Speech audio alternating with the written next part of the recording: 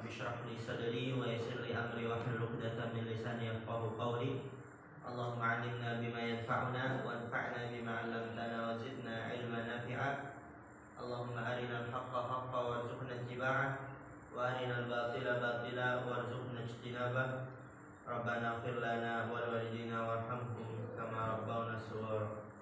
Insyaallah kita melanjutkan pelajaran kita dalam kitab Al-Mulakhasul Fiqhi. Dan di pertemuan sebelumnya kita telah menyelesaikan tentang bab ada hukum bejana dan memakai pakaian orang-orang kufar.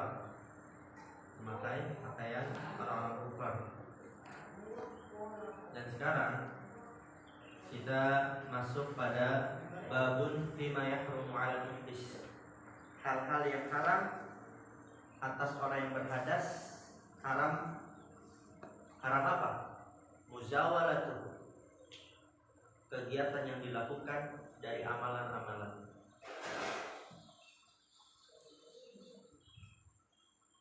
Berkata penulis hafizallahu ta'ala, perhatikan harokatnya yang tadi ketinggalan atau kurang kedengaran. Hunaka ba'dul a'mali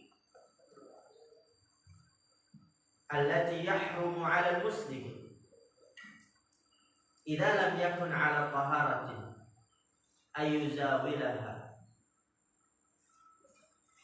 li syarafiha wa makanatiha. Di situ kata penulis hafizallahu ta'ala, hunaka ba'dul a'mal, di sana terdapat sebagian amalan-amalan allati yahrumu 'alal muslim, yang haram atas seorang muslim. Kenapa haram? Idza lam yakun 'ala taharatin, apabila tidak berada di atas bersuci. Ayyuzawilaha, untuk melakukannya. Jadi terdapat amalan-amalan yang haram atas seorang muslim apabila tidak di atas keadaan bersuci, haram untuk melakukannya. Kenapa?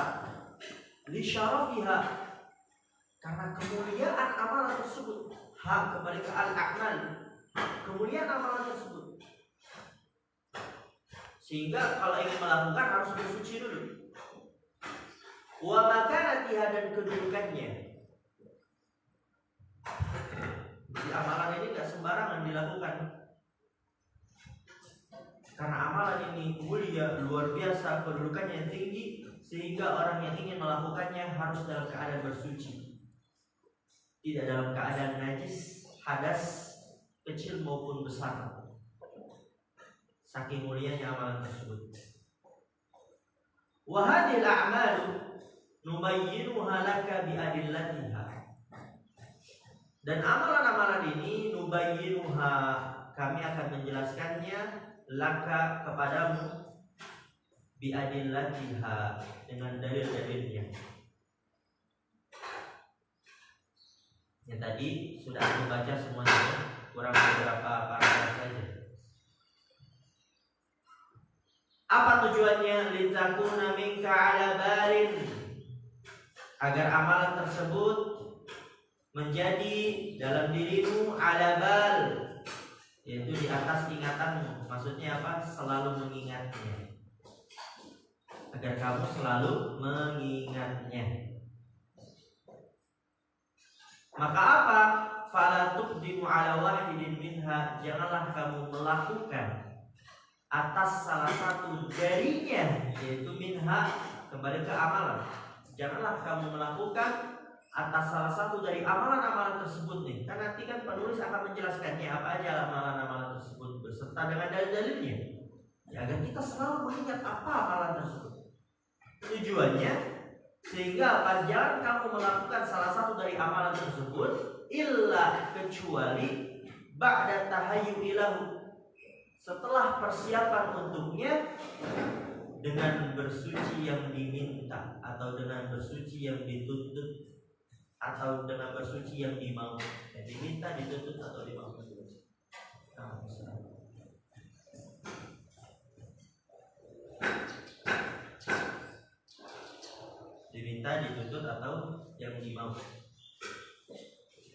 Kemudian apa kata penulis?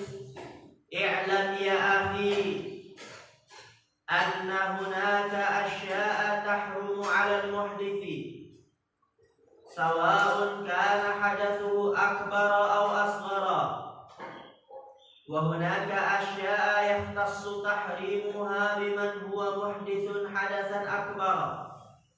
Di sini kata Syekh Shalih Fauzan hafizahullah, i'lam ya akhi, ketahuilah wahai saudaraku, anna hunaka asya'a, bahwasanya di sana terdapat sesuatu tahrumu 'alal muhdisi, yang haram atas orang yang berhadas. Haram atas orang yang berhadas. Sama saja, sawa'un kana hadatsuhu akbara aw asghara, sama saja baik hadasnya besar ataupun asghara, kecil.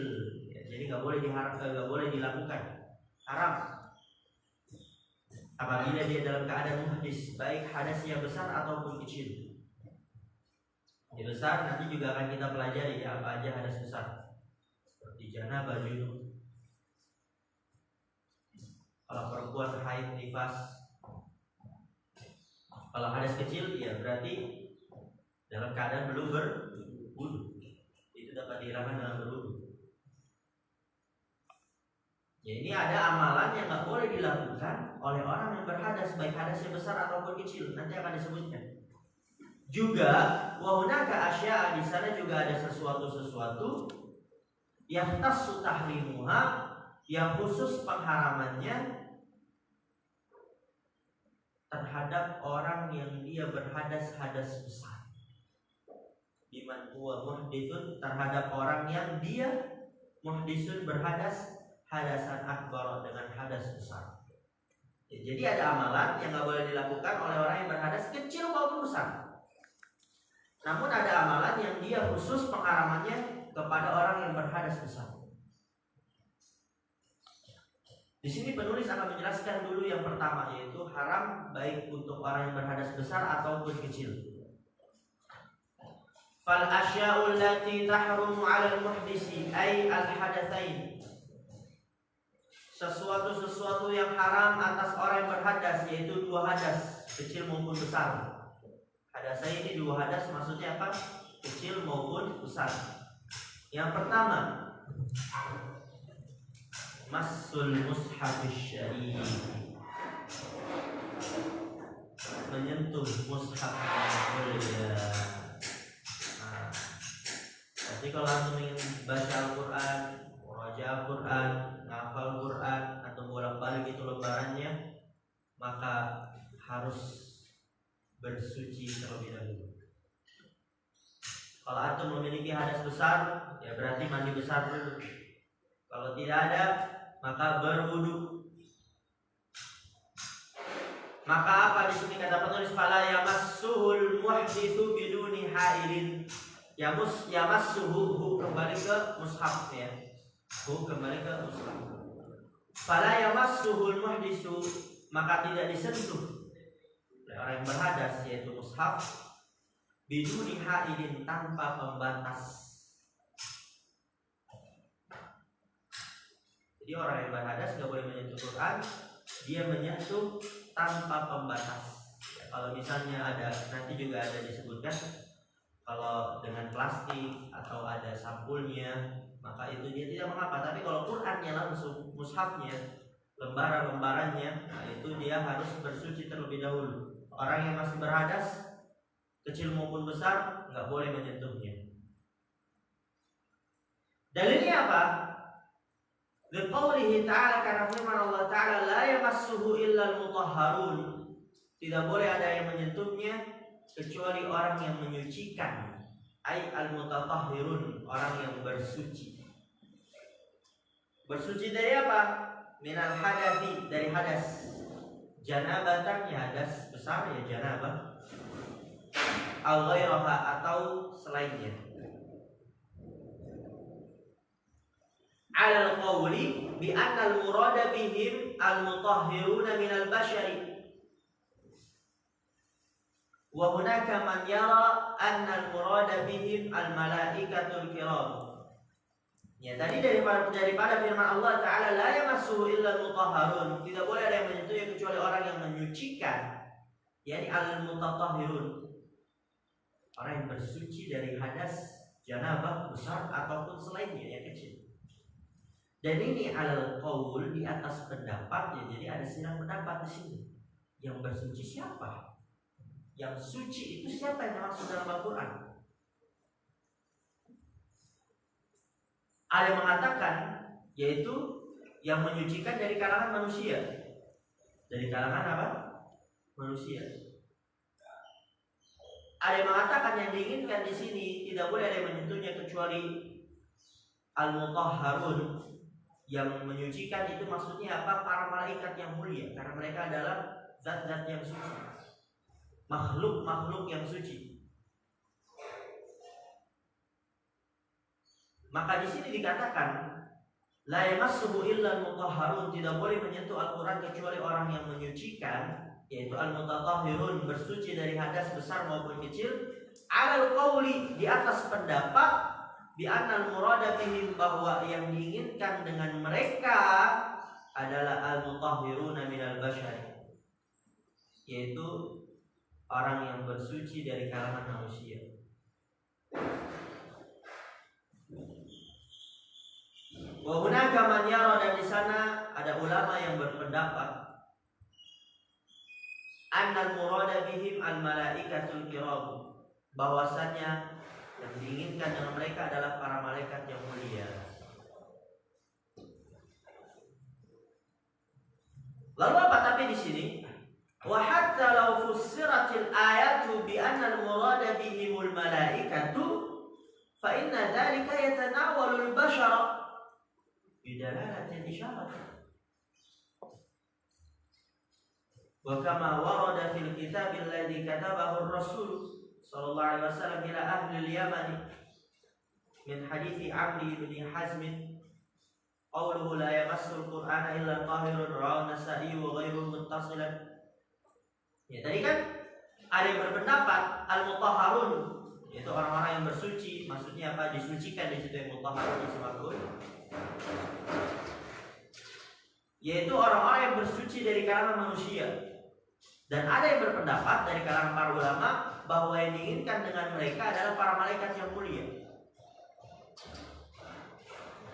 Wa hatta law fussiratil ayatu, dan hatta sampai kalaulah ditafsirkan ayatnya bi annal murada bihimul malaikatu, bahwa yang diinginkan dengan mereka orang-orang yang bersuci adalah para malaikat,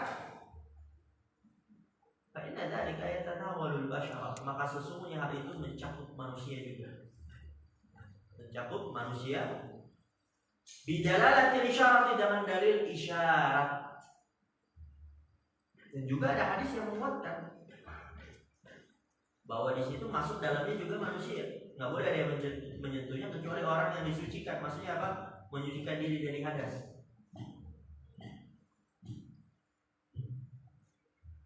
Wa kama warada, dan sebagaimana yang datang fil kitabil ladzi katabahu ar-rasul, dalam kitab yang ditulis oleh Rasul sallallahu alaihi wasallam kepada ahli Yaman, penduduk Yaman. Dari hadis Amr bin Hazm, Rasulullah sallallahu alaihi wasallam bersabda, la yamassul Qur'ana illa tahirun, tidak boleh menyentuh Al-Qur'an kecuali orang yang suci. Maka ini menunjukkan masuk di dalamnya manusia. Walaupun kalau ditafsirkan al-mutahharun itu adalah para malaikat, maka masuk juga di dalamnya manusia, karena dikuatkan juga oleh hadis Rasulullah SAW mengatakan la yamassul Qur'ana illa tahirun, tidak boleh menyentuh Al-Quran kecuali orang yang suci. Diriwayatkan Nasa'i dan selainnya muttasilan, yang bersambung. Dan juga dikatakan oleh para ulama, qala Ibnu Abdul Barri innahu ashbahal mutawatira litalaqqin nasi lahu bil qabuli. Qala Ibnu Abdul Bar, berkata Ibnu Abdul Bar, innahu, yaitu sesungguhnya hadis tersebut, ashbahal mutawatira, menyerupai hadis mutawatir. Nanti akan pelajari ada hadis jenis-jenis. Hadis tersebut menyerupai hadis mutawatir. Kenapa? Litalakin nasi, karena manusia menjumpainya lahu terhadap hadis tersebut bil qabul, dengan penerimaan, atau mudahnya manusia menerima hadis tersebut. Manusia menerima hadis tersebut, itu tidak menyentuh Quran kecuali orang yang suci. Berarti dari sekarang nih diusahakan kalau ingin menghafal, murojaah, membaca, dan antum menyentuh Al-Quran harus bersuci terlebih dahulu. Diusahakan. Ustaz, kan ada silang pendapat di situ. Ada yang mengatakan yang dimaksud di situ adalah orang yang bersuci dari hadas besar saja. Adapun dia dari hadas kecil tidak mengapa. Ya, tapi al-khuruju minal khilafi mustahab. Keluar dari perselisihan lebih dianjurkan. Lalu bagaimana kalau seandainya yang dimaksud itu hadas kecil dan hadas besar? Berarti selama ini kita melakukan hal-hal yang diharamkan, yaitu nggak boleh menyentuh Quran kecuali dalam keadaan bersuci, kan? Maka dari itu ambil pendapat yang paling aman. Seseorang itu ketika terdapat silang pendapat, maka dia seharusnya mengambil pendapat yang membuat dia semakin dekat kepada Allah, membuat dia semakin tenang nanti ketika berjumpa di hadapan Allah Subhanahu wa taala. Oleh karena itu, seseorang yang ingin mempelajari fikih, dia alangkah baiknya untuk mempelajari kitab tauhid, silsilah tauhid, akidah terlebih dahulu, atau dibarengi dengan pembahasan-pembahasan tauhid, agar dia keimanannya, keyakinannya kepada Allah Subhanahu wa taala sudah kuat. Maka ketika dia masuk ke dalam bab fikih, tidak bermudah-mudahan dalam mengambil pendapat. Karena kebanyakan orang itu terlalu bermudah-mudahan, yang penting mudah, yang penting gampang, ya, sesuai dengan keinginannya, hawa nafsunya. Maka ketika seseorang sudah mempelajari tauhid, keimanan kepada Allah sudah menguat, berbeda dia akan mengambil pendapat yang lebih mendekatkan diri kepada Allah Subhanahu wa taala. Qala Syekhul Islami an man'i massil mushafi bi ghairil mutahhir huwa madhhabul a'immatil arba'ati. Berkata Syekhul Islam an, tentang man'i, larangan, massil mushafi, menyentuh mushaf, li ghairil mutatahhir, di situ li ghairil mutatahhir, untuk selain orang yang bersuci, untuk selain orang yang bersuci, yaitu untuk selain orang yang bersuci, maksudnya tidak bersuci. Larangan menyentuh mushaf bagi orang yang tidak bersuci. Apa kata Syekhul Islam? Huwa madhabul a'immatil arba'ah, dia adalah madhab imam-imam yang 4. Semuanya berpendapat bahwa seseorang yang ingin menyentuh Al-Quran, membacanya, menghafalnya, ya disentuh itu lembaran-lembarannya, maka dia harus bersuci terlebih dahulu. Dilarang menyentuh mushaf dalam keadaan tidak bersuci. Qala Ibnu Hubairah fil Ifsahi ajma'u, yakni al-a'immatal arba'ata, annahu la yajuzu lil muhditsi mashul mushaf. Intaha. Berkata Ibnu Hubairah dalam kitab Al-Ifsah, beliau mengatakan ajma'u, yaitu mereka bersepakat. Siapa mereka? Para imam yang 4. Tahu siapa aja 4 imam tersebut? Imam Abu Hanifah, Imam Malik, Imam Syafi'i, dan Imam Ahmad bin Hanbal. Mereka bersepakat. Apa yang disepakati? Annahu la yajuzu, bahwa saya tidak boleh lil muhditsi, bagi orang yang berhadas, masul mushaf. Kemudian wala ba'sa ayyahmila ghairul mutatahhiri al-mushafa, namun fi ghilafin aw kisin min ghairi ayyamassah, wa kadzalika la ba'sa ayyadhura fihi wa yatasaffahu min ghairi massin. Wala ba'sa ayyahmila ghairul mutatahhiri, dan tidak mengapa membawa orang yang tidak bersuci mushaf. Tidak mengapa membawa mushaf orang yang tidak bersuci. Namun fi ghilaf.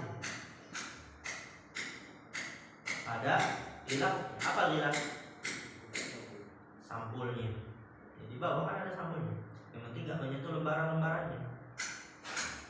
Aukisin atau plastik. Min ghairi ayyamassahu, tanpa menyentuhnya. Oleh karena itu tahfizul Quran bagi para wanita biasanya itu dia pakai sarung tangan ya kita. Pakai apa kita?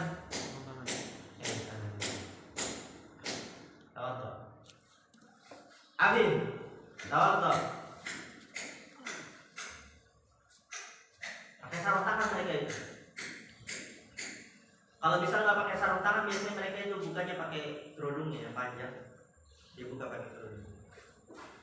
Ya pokoknya bagaimanapun agar bisa tidak tersentuh secara langsung dengan Quran.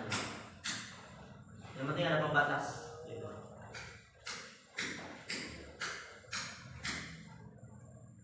Wa kadzalika la ba'sa ayyandhura fihi, dan begitu juga nggak mengapa melihat dalam Al-Qur'an, dia lihat Al-Qur'an. Misalnya dia ingin menghafal satu halaman, dia malas nih buat ngambil wudhu. Dia minta tolong ke temannya yang sedang ngambil wudhu, tolong bukakan halaman ini, surat ini, gitu kan. Udah dibukakan, hafal satu halaman kan lama. Ya itu tinggal lihat, ngafal, tanpa menyentuhnya. Wa yatasaffa'ahu, dan membuka-buka halamannya. Min ghairi massin, tanpa menyentuhnya. Tadi itu menyentuh secara langsung ya. Bisa tadi pakai sarung tangan atau ditutup dengan apa, dengan jilbab. Kalau anda mungkin bisa dengan baju atau mungkin hal yang lainnya yang tidak menyentuh Quran secara langsung. Itu yang pertama. Haramnya menyentuh mushaf bagi orang yang berhadas besar maupun kecil tanpa pembatas. Yang kedua, wa yahrumu 'alal muhditsi as-salatu fardhan aw naflan.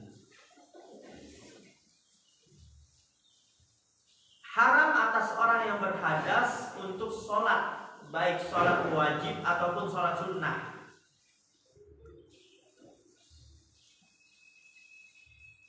Wahada bi ijma'i ahli ilmi, dan ini dengan kesepakatan ahli ilmi.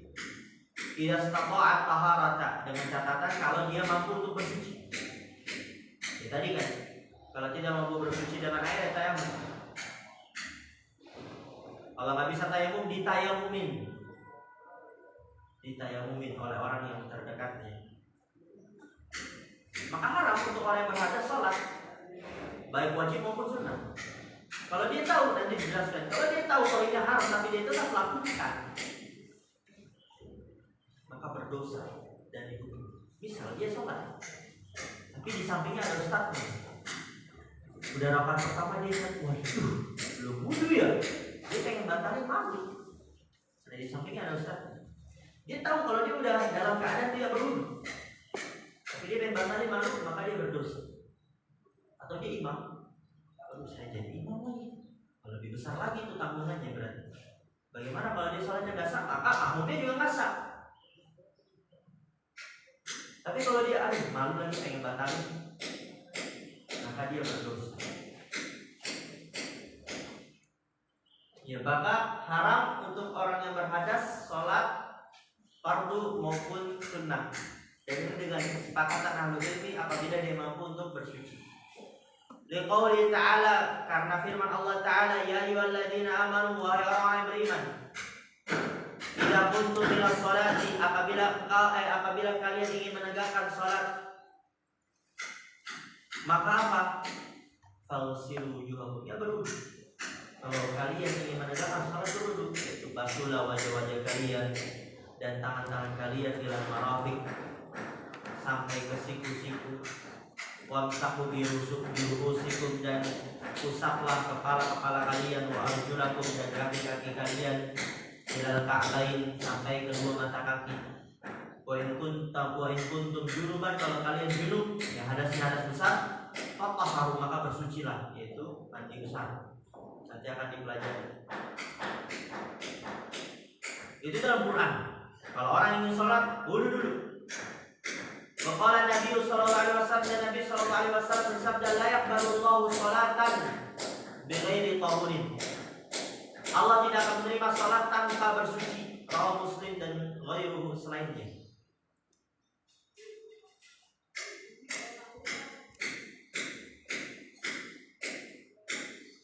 Wa hadithu la yaqbalullahu salata ahadikum idza ahdatsa hatta yatawaddaa. Dan hadis la yaqbalullahu salata ahadikum, Allah tidak akan menerima salat salah seorang dari kalian, ahadikum, salah seorang dari kalian, idza ahdatsa, apabila dia berhadas, hatta yatawaddaa, hingga dia berwudu.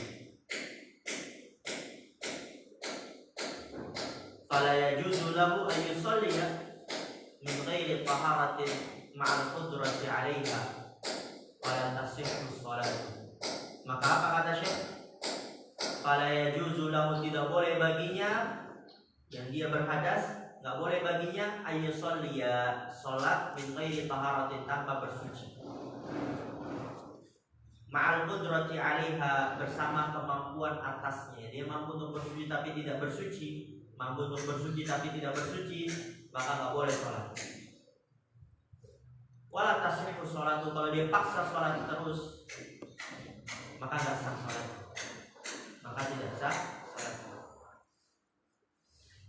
Enggak sah, sawa'an kana jahilan au aliman nasiyan au amidan, sama saja baik dia jahil, tidak mengetahui, au aliman, atau dia mengetahui, nasiyan, lupa, au amidan, atau disengaja. Nah, ini penting nih. Jadi kalau misalnya antum subuh, ada teman dari antum atau dari salah satu dari antum, lihat, waduh, tadi kan kayaknya udah wudu terus ke kamar mandi, berarti udah wudu, wudunya udah batal, tapi anak lanjut sholat, berarti anak sholatnya tanpa wudu. Maka di situ ngapain? Dia harus mengkodok sholat lagi, kapanpun, tidak harus nunggu waktu subuh. Misalnya ada, Ustaz, anak izin mau sholat subuh, ternyata tadi anak sholatnya tanpa wudu, ya nggak apa-apa, sekarang aja sholat, karena nggak sah, karena tidak sah sholat. Kalau nggak sah, ya udah, berarti masih ada kewajiban di situ untuk melakukannya. Ya baik dia jahilan, tidak tahu, kemudian diingatkan, tadi antum saya belum wudu loh, antum belum wudu loh, selama sholat antum nggak tahu nih. Kemudian diingatkan, kayaknya aku belum wudu deh. Jadi ya dikodok. Kalau misalnya masih ada waktunya, ya berarti sholat. Ya misalnya isya kan panjang, antum sholat, kemudian diingatkan, itu memang udah wudu, belum deh. Ya berarti sholat lagi, bersuci, berwudu, kemudian sholat lagi. Al-aliman, atau dia mengetahui, ya tadi itu nanti dijelaskan di bawahnya, maka berdosa dia. Nasian, atau lupa, au amidan, atau disengaja, pokoknya sholatnya nggak sah. Lakinnal alima al-amida idza shalla min ghairi taharatin yu'thamu wa yu'azzab. Lakinnal alima, akan tapi orang yang mengetahui, al-amida, dan dia bersengaja, idza shalla min ghairi taharatin, maka dia berdosa, wa yu'azzab, dan dihukum. Namun wa in kana jahilan la yu'tamu fa innahu la yu'tamu, maka sungguh dia tidak berdosa, tapi la tasihhu sholatuhu, tidak sah salatnya, salat lagi. Masih ada waktunya, salat lagi. Kalau udah keluar waktunya berarti dikodok. Itu yang kedua, haram bagi orang yang berhadas untuk sholat. Yang mau ke toilet segera.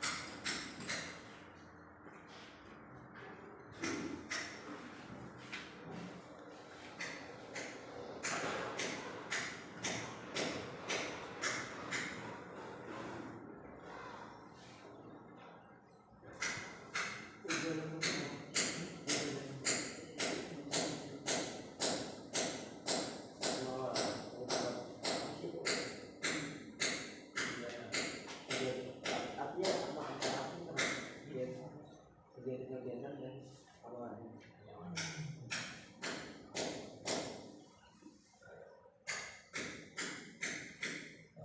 Jadi matinya bintang.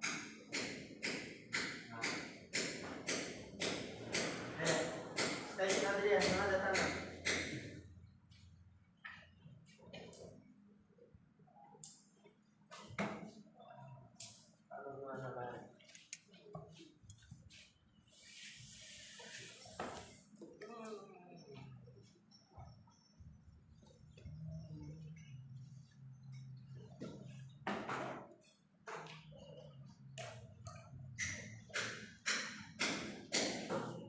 بسرعة لهذه الرحمة.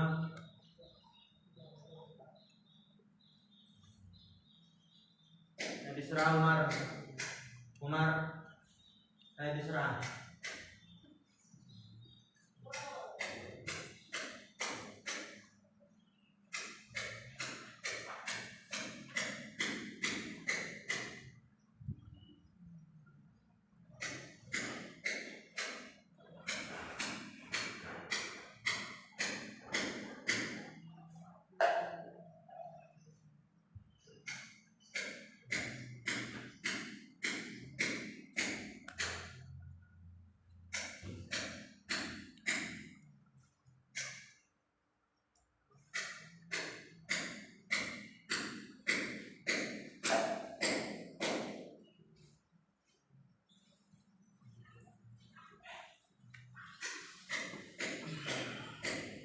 Bismillah, kita lanjut.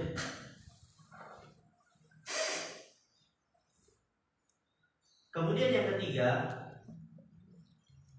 yang haram bagi orang yang berhadas untuk melakukannya, yahrumu 'alal muhditsi at-tawafu bil baitil 'atiq. Liqaulihi sallallahu alaihi wasallam, at-tawafu bil baiti salatun illa anna Allah abaha fihi al-kalama.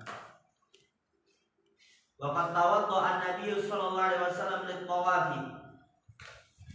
Wa sahha anhu sallallahu alaihi wasallam annahu mana'a al-haidha min at-tawafi bil baiti hatta tathura.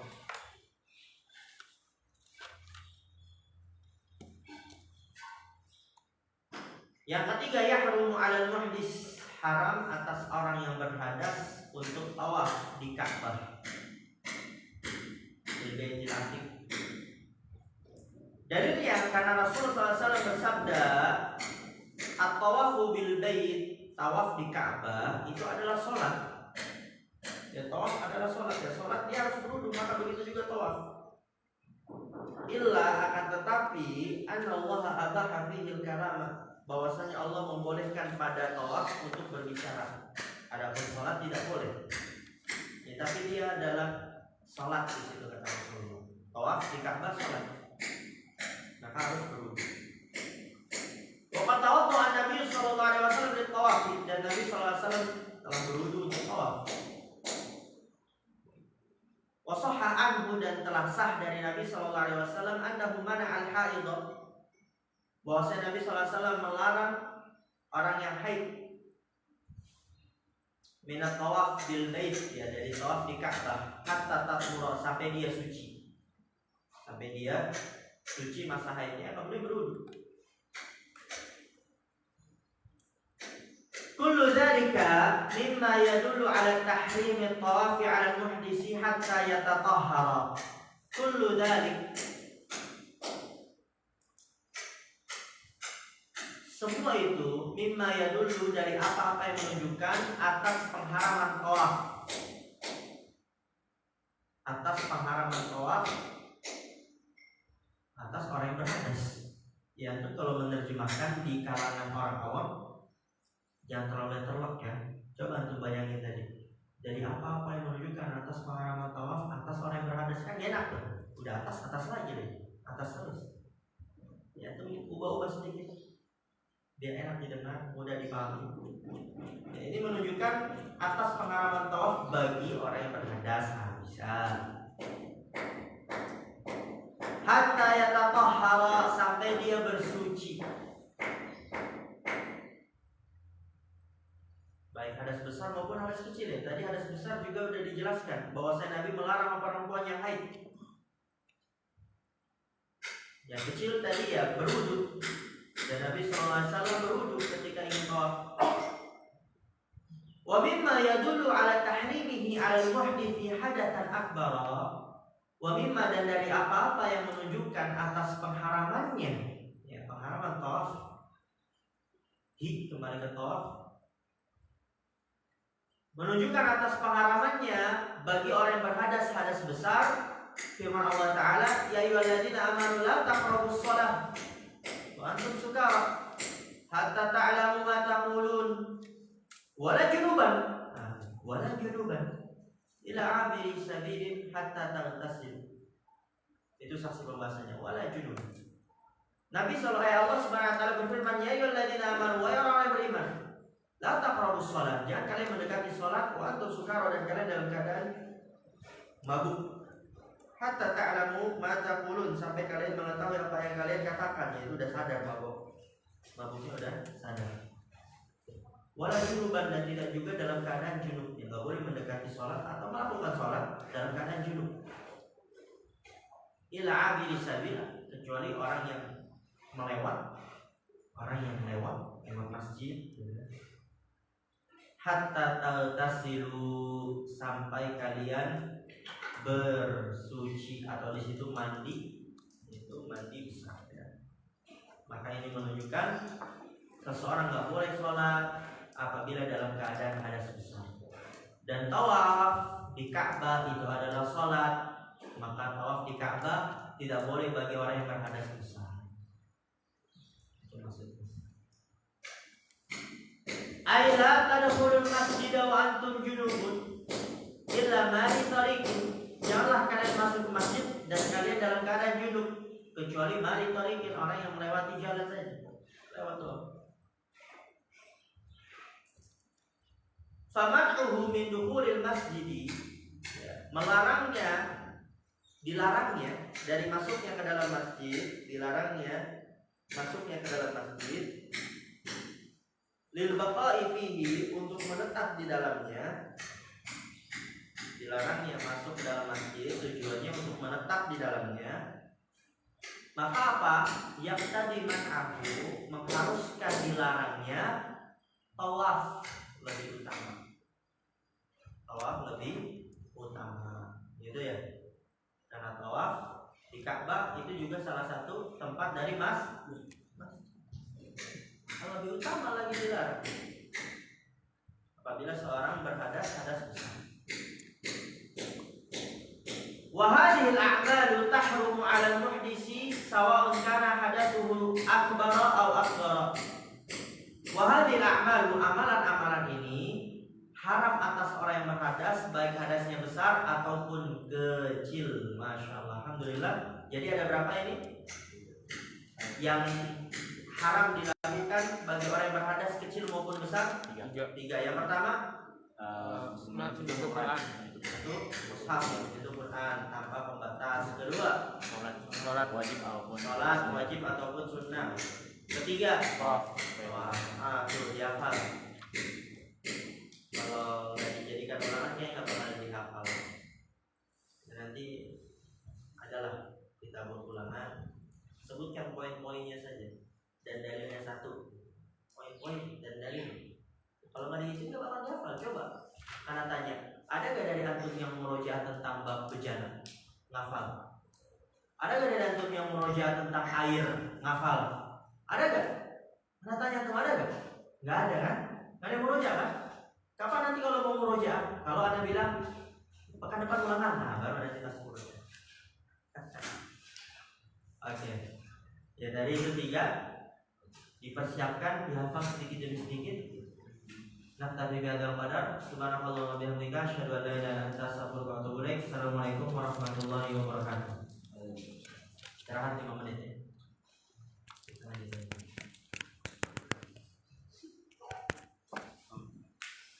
Sudah, jadi berhenti. Koneksi